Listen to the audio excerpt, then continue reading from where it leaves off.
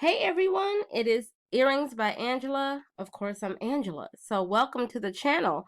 If this is your first time visiting us, welcome. And I invite you to join the family by subscribing, okay? So today we are taking parts of the Ultimate tool list, which you can download. The link is in the description. It's free, okay? We are taking that and I'm actually going through some of the tool list to show you how you can use some of the materials, okay? So we have today our focus is chain, and I love chain because you can use it, I mean, clearly for necklaces, bracelets, and everything else. But how can you use them creatively? So what I did was I used this chain to uh create distance between the stones that I chose to use for this piece. Okay, so this is a way of extending the piece and giving it a different look. Okay, another way to use chain is to add length to earrings. Okay, so I use a little piece of leftover chain. Let me bring that up. I use a little piece of leftover chain and made it some use it to put on some leather pieces, right? Just as like a dusty leather earring, but it creates that extension, right? So that's pretty cool. You can use that for that.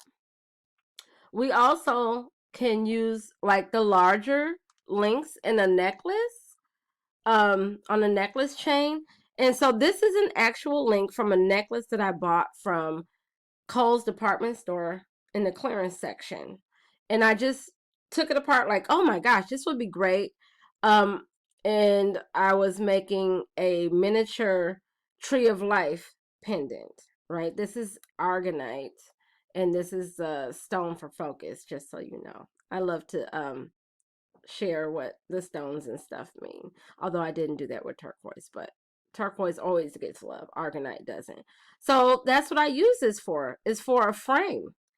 So that I can put my art in a frame. You get it? Yeah. So this is a pendant.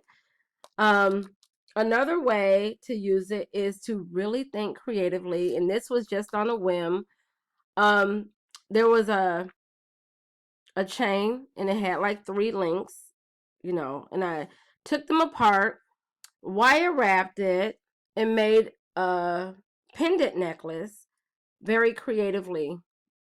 And so this is a leather necklace, which, you can check out our leather video.